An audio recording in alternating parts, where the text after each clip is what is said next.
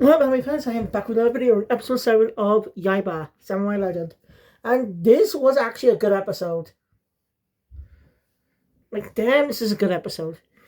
It's starting to prove, like, it's starting to improve on me.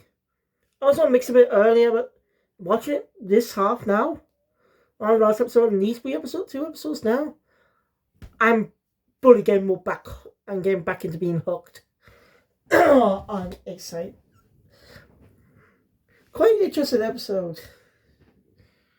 So, let's get into it. So the episode opens up with Onimaru taking over more of Japan and demonstrating his power. He's informed by the last mainly member of the 8 ogres, Onis or whatever.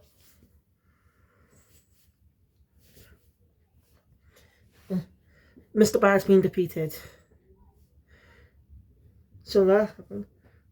So Onimaru decides to revive a legendary swordsman who died from 400 years ago. His name is Kojiro.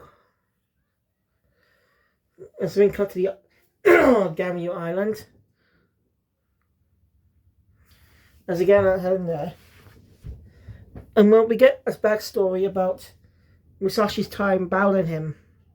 He fought 400 years ago.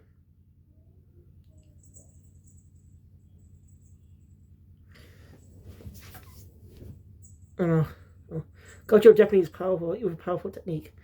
So he reveals how he won. By showing up late on purpose. And since Gojo does not have that much patience, he wasn't fighting with a calm head.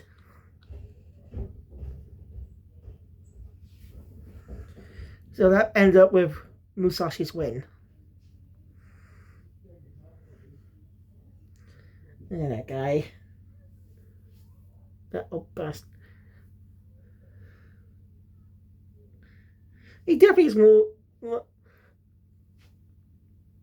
I think it's pretty cool. Look at this. Again, I said I was getting sick of the Herbert old man trope. It's just been used quite a lot in a lot of media.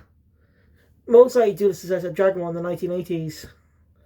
Which makes sense. Although Dragon Ball was so popular, a lot of series wanted to emulate its battle shonen formula.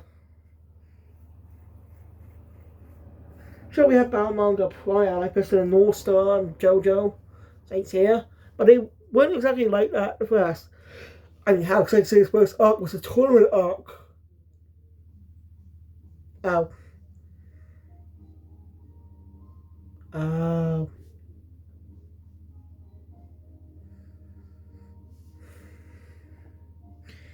Did Saint Seiya come after Dragon Ball?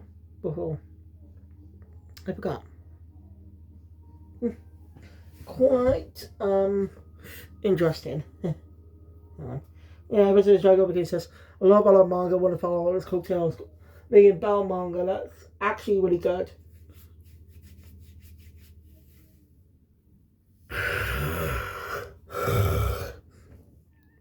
Like seriously, you want a good battle manga. But anyway, let's just get into this review. Oh yeah, was all I So yeah. So Musashi's a dirty cheat. Didn't want to win fair, so use a dirty tactic like that. So yeah, we cut to the spider guy. He is confirmed to be Mr. Spider. It was a very obvious name. In following the instructions, and so following the instructions.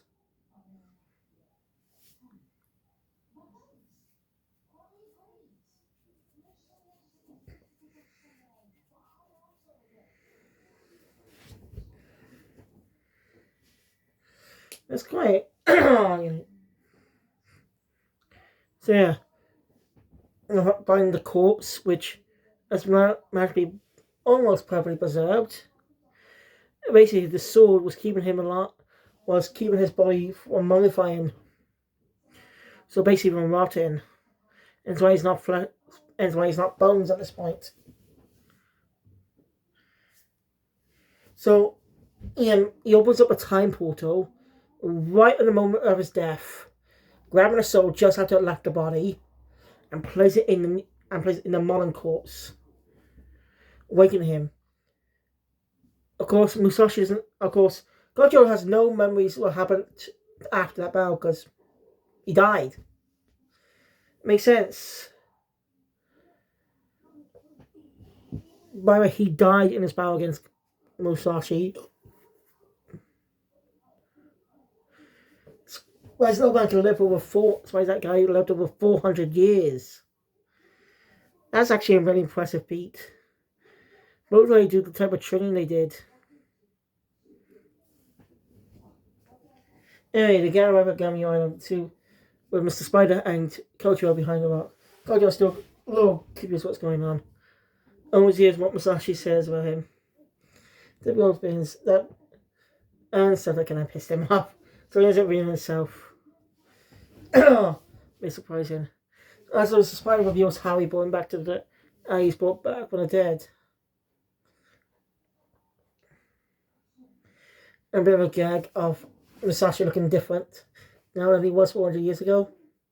Seriously, that's very impressive. No one can live over 400 years. It proves how impressive he is. I think about 400 years. No one in execution in America or in the States has ever lived over 400 years. Naturally, that is. No one has not lived 400 years over natural ways. You know, aging and stuff. Not being quite gently frozen. That's impressive.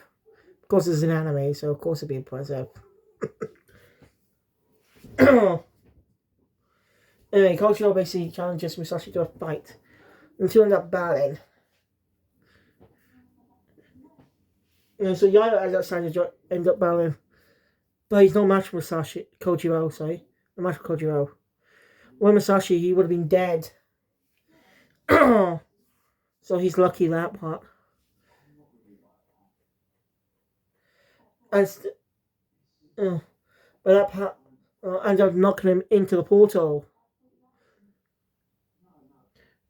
As he and Mr. Sea Cucumber, Sea Cucumber, and somewhere it accidentally landed on someone, attacked by some guards, but saving the man in the mask. He also is to be Musashi Miyamoto, younger, actually a lot handsome. So Kojiro wasn't kidding. He used to be handsome. The hair, the small beard, it's pretty cool.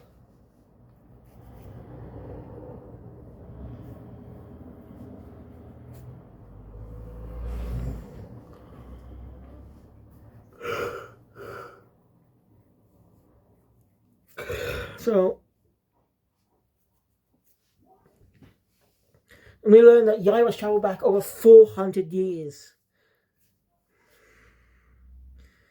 But the portal was a lot of timey-wimey. Yes, I did Doctor Who reference. As kind of is. Time is unpredictable. Mostly it wasn't a proper connection to the past. It was just one. Mostly it wasn't properly stable to one point in time. It was still 400 years ago, yes. But not a specific day. I'll get to that bit. Vince and Vince Musashi live on the future as they keep that hidden. Easy believes them too. As we learn, this is actually YAIBA's traveled 7 days back 7 days before that duel.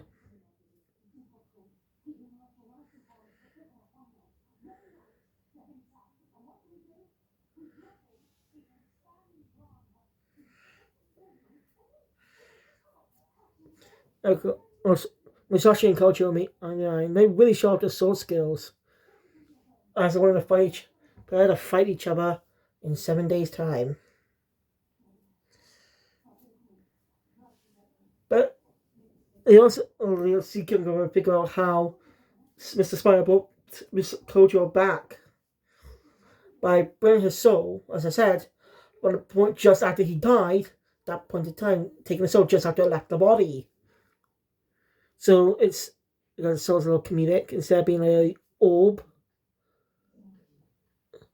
the soul's literally just Musashi Kojiro when spiritual outfit, robe stuff.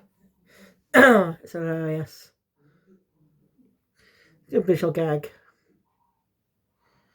So, most likely, they'll be stuck here for 7 days until Musashi dies. Kojiro, sorry. So Kojiro dies.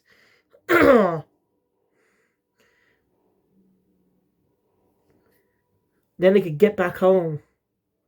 Since it's all, like I said, it's all timey-wimey. It's unknown when they'll be back. They'll be back at the same point in time, or days earlier or later. It's unpredictable. So, we see Musashi is quite humble, mostly. So how did someone like him become that dirty old man? So YAIBA decided to spend the next 7 days training with Musashi. That's really cool. And, YAIBA reveals what Musashi's going to do. By the way, Musashi has a sister that looks like Sayaka, so most likely her ancestor. And she does not believe what Musashi would do. But it's pretty obvious he was going to do it. You can tell by his face. Like that. So you can always has a bad feeling about this. They had to make sure they want to get home. They had to make sure everything's on its correct path. Time has to be on its correct path. Otherwise, they'll be stuck in the past for the next 400 years. And never see his family again. Or his friends. Norimaro was still would have taken over the world. Boy. So YAIBA. So what they're gonna do? So the episode ends. Not cliffhanger. As an episode, so shows the future, shows the gang in the future. With a brief segment showing of the past. How is YAIBA going to make sure the battle stays faithful to what Musashi did? They're going to make sure that Musashi turns up late for that duel.